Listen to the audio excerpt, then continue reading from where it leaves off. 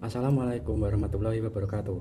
Perkenalkan, nama saya Hafidz Ilham Febriansyah dengan NIM 2350210103 akan menjelaskan materi tentang ayat dan hadis tentang hubungan orang kaya dan orang miskin.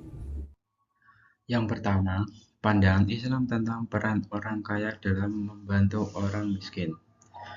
Istilah fakir secara makna memiliki kemiripan dengan kata miskin. Pada Quran Surah Al-Qasas ayat ke-24, A'udzubillahiminasyaitonirrajim, Bismillahirrahmanirrahim. Fasoqa lahuma summa tawalla ila Latilli faqala rabbin inni lima anzalta ilayya min khairin khairin fakir, yang artinya maka Musa memberi minum ternak itu untuk menolong keduanya. Kemudian dia kembali ke tempat yang teduh lalu berdoa, ya Tuhanku, sesungguhnya aku sangat memerlukan suatu kebaikan yang Engkau turunkan kepadaku. Dalam Islam, kekayaan bukanlah tujuan utama hidup, melainkan sarana untuk mencapai kebahagiaan di dunia dan akhirat. Kekayaan dipandang sebagai amanah dari Allah yang seharus dikelola dengan tanggung jawab. Orang kaya tidak hanya memiliki kewajiban untuk memenuhi kebutuhan pribadi, tetapi juga berkewajiban membantu orang yang membutuhkan, terutama kaum miskin, sebagai berbagai bagian dari tanggung jawab dan moral agama.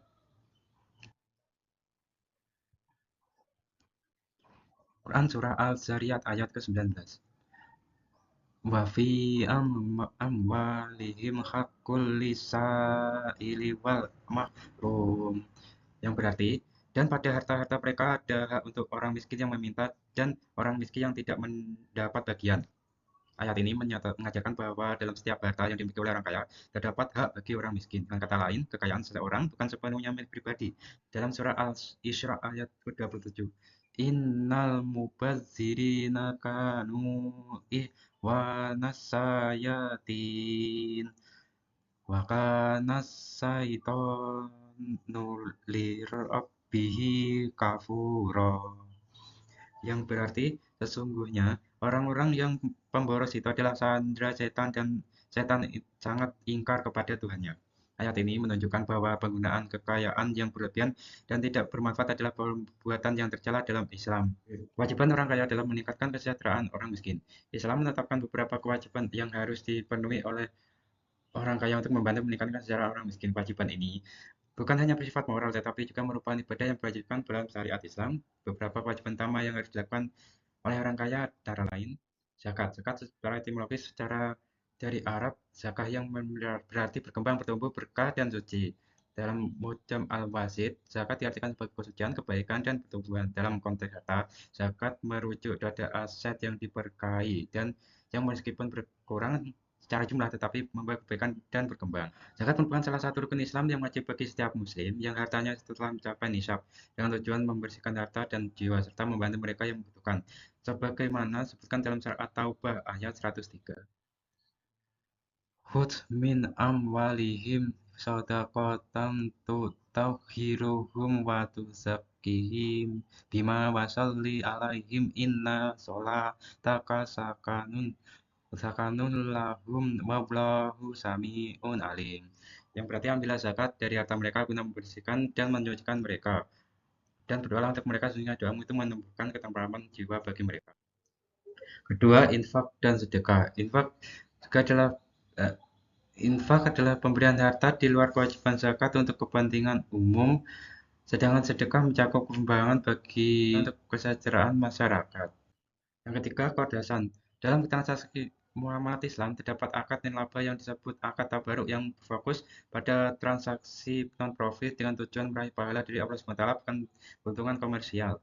Tujuannya adalah saling membantu. Jika transaksi mengambil keuntungan, maka berubah menjadi akad tijarah atau komersial. Contoh akad tabaruk adalah qardul hasan, yaitu pinjaman tanpa imbalan. Akad ini melibatkan peminjam dan pemberi pinjaman tanpa imbalan.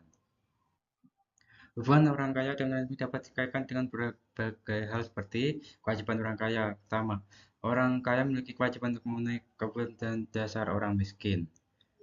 Kedua, hubungan kerja orang kaya dan orang miskin dapat berhubungan sebagai majikan dan karyawan. Ketiga, perbedaan pola pikir.